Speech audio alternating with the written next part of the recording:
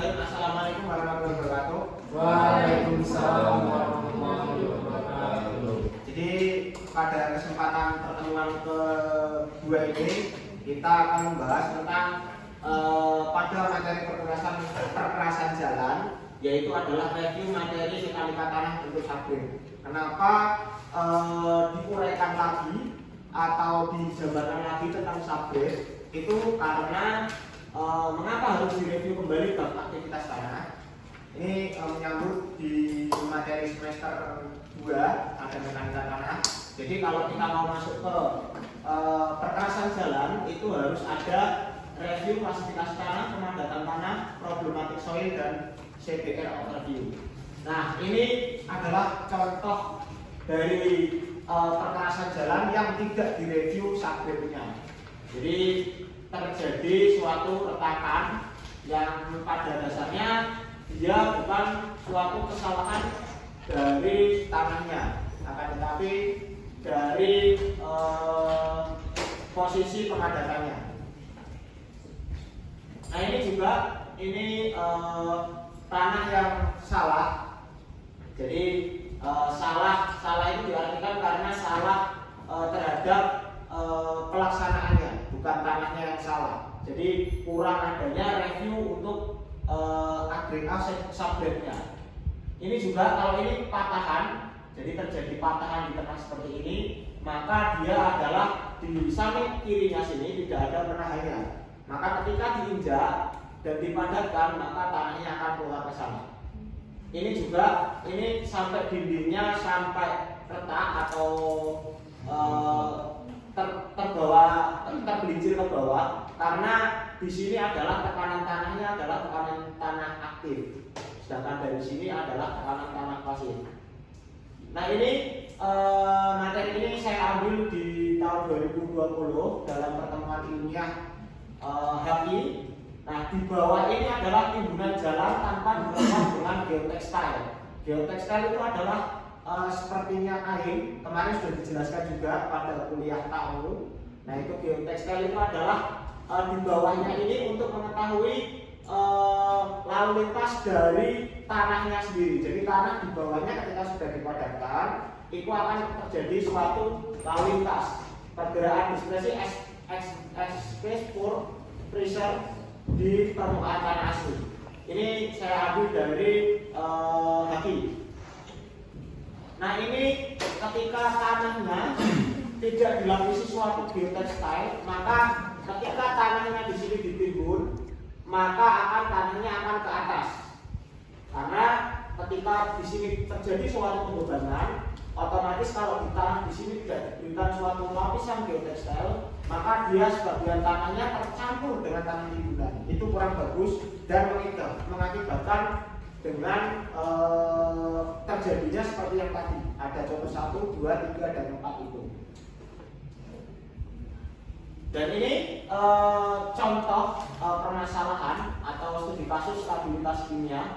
Jadi pengaruh komposisi material campuran lapis subgrade dengan penambahan kapur terhadap variasi maksimum grade density dan optimum water content. Jadi gini, tanah yang aslinya itu tidak padat, karena kan ini kan subgrade-nya jelek. Berarti kalau jelek CBR-nya kurang dari 6. Nilai CBR-nya kurang dari 6, maka di situ adalah dinyatakan tanahnya jelek. Dan dari tes mekanika tanah itu hasilnya klasifikasinya memenuhi dari sill atau clay. Maka di situ ada suatu perbaikan tanah, maka harus dilakukan perbaikan tanah. Ini contoh sebagai kasus. Nah ini teman-teman kan sudah praktek semua ya mekanika tanah. Jadi ini contoh lagi saya Pak Wal berikan untuk contoh dari mekanika tanah. Ada sampel tanah 1, sampel tanah 2, dan sampel tanah 3. Yang sini ini adalah kapur, dan yang sini adalah sampel dari clay atau yang akan diperbaiki tanah lunak, dan yang di sini adalah biasanya disebut sirtu atau pasir batu. Nah itu nanti diklasifikasikan tanah, ketiga tanah tersebut dengan cara mekanika tanah yang sudah bisa dilihat pada ini ada beneran Kalau nanti di mata kuliah saya perkasan jalan, link ini adalah tersedia dan semua materi tanah yang ada di Unimus. Jadi dari bab 1 sampai bab 6 kan tanah ada 6 bab, itu di sini tersedia. Nah, itu untuk percampurannya atau klasifikasinya, tanah itu terdiri dari 2, berbutir halus dan berbutir kasar. Sudah dijelaskan ya di kita. Jadi kalau tanah berbutir kasar itu ada gravel dan ada sand, pasir. Sedangkan yang berbutir halus ada silt, ada clay, ada lanau, ada lempung. Nah, yang bermasalah di sini ketika tanah itu adalah halus. Karena kalau tanahnya kasar ini sudah tidak perlu dilakukan perbaikan karena terjadinya adalah gravimetri, volumetri, dan klasifikasi tanah bisa dipakai untuk subgrade. Nah, ini untuk pengelompokan tanah berdasarkan ASTM. Nah, ini ada 4 yang tadi saya jelaskan. Jadi di sini ada batas. Yang atas ini adalah tanah kasar, sedangkan yang bawah ini adalah partikel tanah halus. Nah ini untuk contoh teman-teman melakukan suatu greensis, ya masih ada analisa saringan. Jadi ada nomor 200. Ketika nomor 200 ini lolos ke PEN, ini berarti baru kita lakukan namanya hidrometer. Masih ingat mungkin praktikumnya kemarin di lab yang sedikit bagus, ya. Jadi di situ benar-benar diterangkan ya. Ya, jadi kalau di 200 ini makanya dilakukan suatu hidrometer. Dan yang ke atas ini dilakukan pencatatan prosentasenya. Dari hasil ini masuk ke kurva ini. Karena ini berarti 100% lolos sampai dengan nomor 4 inch berarti. 4 inch berarti 2,54 kali 4. Berarti berapa? 2,54 kali 4 10 ya. Berarti ini nomor saringan 4 itu kira-kira adalah 10 cm sampai 11 cm. Nah, ini kalau sampai di sini nomor 200 berarti yang di sini cara perhitungannya atau pengelompokannya dengan hidrometer test. Nah, ini analisis hidrometer test dan atebut ini dari sampel nomor 1. Ini hasilnya. Mungkin teman-teman sudah pernah praktek, jadi tidak perlu saya terangkan lebih jauh. Jadi ketika nomor 200 itu digolongkan ke waktu endapan. Ketika dia yang mengendap itu namanya silt, sedangkan yang tercampur dengan airnya namanya clay. Nah, ini hasil dari hidrometer testnya. Pada kelolosan nomor 200, butirannya ini ketika masuk di sini yang 0,01 ini berarti clay, yang di atasnya ini yang mendekati nomor 200 adalah silt. Jadi silt dan clay itu besar, kalau butirannya lebih besar silt. Jelas ya? Oke, dari hasil analisa hidrometer diperoleh gradasi butiran lebih kecil dari 0,02 kira-kira 26,1741 di mana tanah butiran tergolong clay. Jadi pada sampel pertama ini karena prosentasenya 26, maka dia adalah kandungannya clay. Sedangkan pada sampel 1 yang silt sebesar 43,6587 atau 43,6587%. Ini adalah silt. Jadi ini tambah ini otomatis kan sudah 69%. Jadi tanah ini adalah kalau dijabarkan dalam ASTO ataupun ASTM itu dia kandungannya adalah lanau berlempung dalam bahasa Indonesia, karena banyakan lanaunya tapi dia berlempung, makanya harus dilakukan suatu penambahan. Selanjutnya adalah tes atau limit. Ini pasti juga sudah tes karena saya juga mengikuti di kelas kalian. Ada tes untuk batas cair dan batas plastis. Jadi batas cair itu LL atau ini liquid limit, dan batas plastis itu adalah plastis limit. Dan ada lagi kalau di labnya Unimus ini ada synchrate limit. Jadi ada SL. Kan kemarin sudah tahu dengan extrude, terus kalau yang LL dengan menggunakan alat yang di delay, ya kan? Oke, ini berarti masih ada Dan ini hasilnya. Ini jadi jumlah ketukan dan ternyata dia kadar air 60% dengan pukulan 26, maka dia pas dilakukan batasnya. Nih, dari hasil diperoleh N-nya 25. Berarti dalam ketukan ke-25 sebesar 60%. Hal ini menunjukkan bahwa batas cair tanah sampel 1 berada pada kadar air tersebut. Jadi kadar airnya sekian, sedangkan nilai batas plastis ya berarti adalah 29,3805. Nah ini untuk Li, liquid index, ini yang digunakan nantinya untuk mengklasifikasi tanah asto. Mungkin di mekanika tanah belum ada. Nah ini nyambungnya di sini. Jadi nilai Li bernilai antara 0 sampai dengan 1, maka disimpulkan bahwa tanah kecenderungan plastis di mana tanah memiliki faktor kekuatan sedang keruntuhan tanah seperti material plastis berdasarkan tabel atau begini meninjau bahwa LL, PL, dan PI. Nah ini untuk grafik LL, PL, dan PI ini ASTM. Jadi kalau di tanah itu klasifikasi tanahnya sangat banyak. Jadi yang kita ambil karena ini materinya adalah perperasan jalan, maka nantinya yang digolongkan dengan menggunakan ASTO.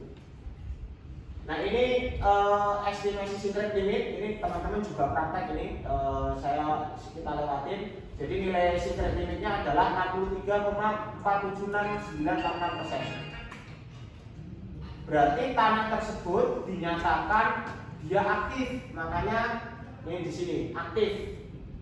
Berarti dia harus dilakukan suatu rekayasa tanah, baik itu percampuran material atau diberikan suatu penopang tanah agar tanahnya tidak seperti di slide nomor 1 sampai 4 tadi tergelincir.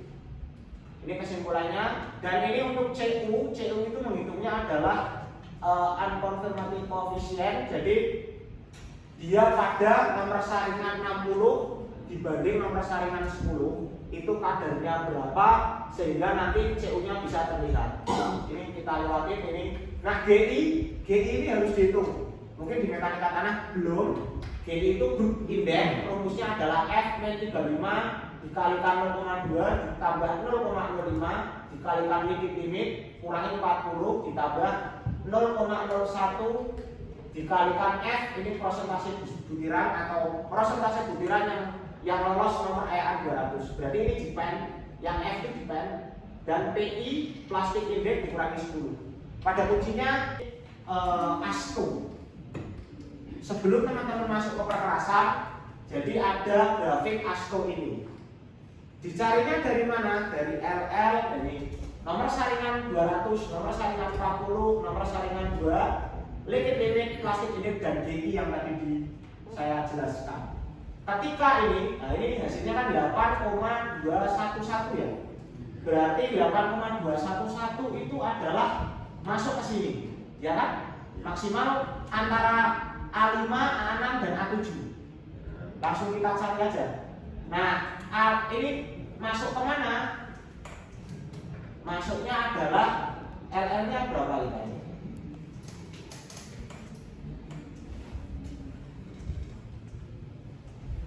Liquid limitnya hasilnya 0, liquid indeksnya 0,022 dan ini hidrometernya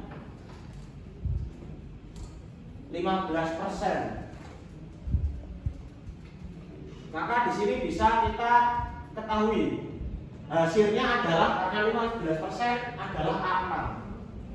Jadi tanah tersebut adalah A6 ini. Jelas ya? Dari hasil liquid limit, plastik index, grup index, nomor saringan F atau nomor saringan yang lolos 200 dan grup index ini adalah ternyata tanahnya adalah lempung. Kebanyakan, berarti bisa dicontohkan dengan yang tadi sedang sampai buruk, berarti sabrik ini tidak bisa dipakai untuk jalan raya. Harus kita lakukan stabilitas kimia atau menggantinya tanah itu dengan tanah yang baru. Nah ini juga sudah belajar, ya, bener ya, belajar kan? Nah ini Ini adalah CBR. Nah, ini yang digunakan.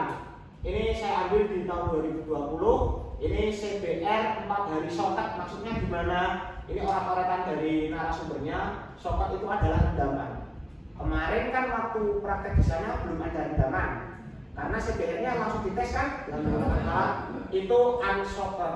Kalau untuk tanah itu dilakukan namanya socket. Tanahnya yang buat sampel direndam dalam air selama 3-4 hari untuk mengetahui apakah tanah itu padat beneran atau tidak.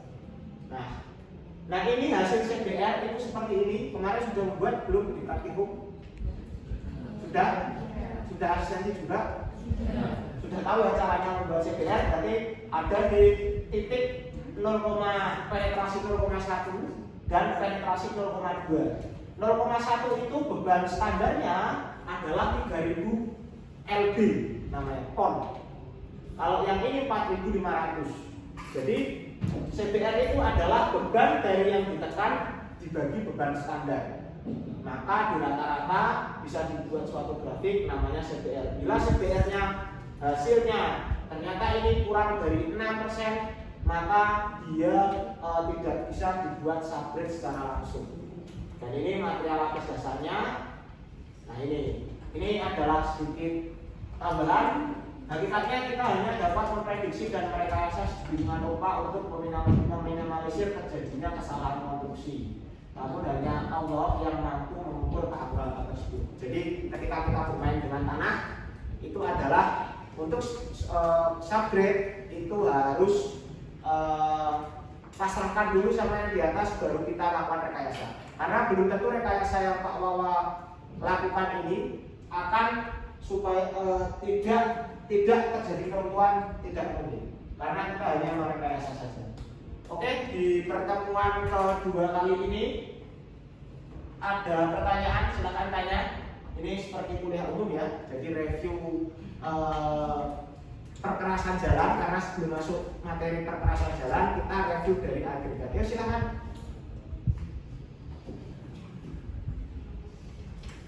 Enggak apa-apa, tanya aja. Ini ya diskusi.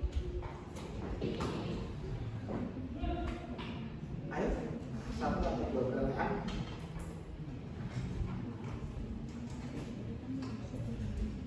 Sudah. Izin bertanya, mungkin untuk kondisi yang diperlukan untuk perbaikan tanah sendiri untuk perencanaan jalan, itu untuk jalan beraspal atau seluruh yang namanya untuk perencanaan konstruksi jalan semuanya Pak. Dan juga semisal untuk perbaikan tanah itu juga untuk pengambilan sampelnya itu per berapa meter biasanya Pak? Ini aslinya nggak ada, tapi kita di lapangan adalah 25 meter persegi. Jadi 25 di luar dan pokoknya 25 meter persegi. Tapi tadi untuk dinyatakan apakah tanah itu dilakukan perbaikan tanah dengan apa atau buat jalan apa saja, itu menarik. Nanti teman-teman akan ketemu saya di materi perkerasan bandara. Di situ nanti ada software yang akan, dan ada cara matematis dan ada cara grafik. Kalau ini kan kita materinya di perkerasan jalan, adalah batas minimumnya adalah CBR-nya 6%, tapi lebih baiknya adalah 8%. Tapi untuk perkerasan bandara nanti akan berbeda lagi. Untuk perkerasan kaku atau perkerasan aspal gitu kan, pertanyaannya tetap kita subgrade-nya harus minimal adalah 6-8%. Gitu. Ada lagi? Sudah menjawab ya Mas Zaki? Satu lagi mungkin yang cewek. Bapak kan tadi jelaskan kalau yang CBR tuh kita harus ngerendam dulu kan selama 4 hari atau 3 hari. Nah pertanyaannya tuh kalau memang tidak direndam, apakah terjadi penurunan CBR-nya dari 6% itu apakah bisa digunakan buat perkerasan jalan atau tidak? Gitu. Oke, sudah tidak bisa digunakan. Tapi kalau dalam rendaman gunanya apa? Seperti mata kuliah tamu yang kemarin ada di kondisi raw. Jadi otomatis rendaman itu menunjukkan bahwa tanah itu selalu jenuh air. Itu hanya untuk menggambarkan seperti itu. Ketika sudah jenuh air ternyata di tas CBR-nya 6%, berarti tanah tersebut tanpa perbaikan tanah pun sudah bisa dilakukan suatu perkerasan jalan. Gitu, Mbak. Sudah menjawab. Oke. Tidak ada pertanyaan lagi. Absennya sudah? Lagi keliling, Pak. Absennya sudah ya? Tadi yang izin ditulis sakit, ya, kalau yang tidak masuk ya dicoret saja. Oke. Sekian dari saya pada perkuliahan review agregat untuk mata kuliah perkerasan jalan. Saya akhiri, apabila saya ada salah kata saya mohon maaf. Wassalamualaikum warahmatullahi wabarakatuh. Waalaikumsalam.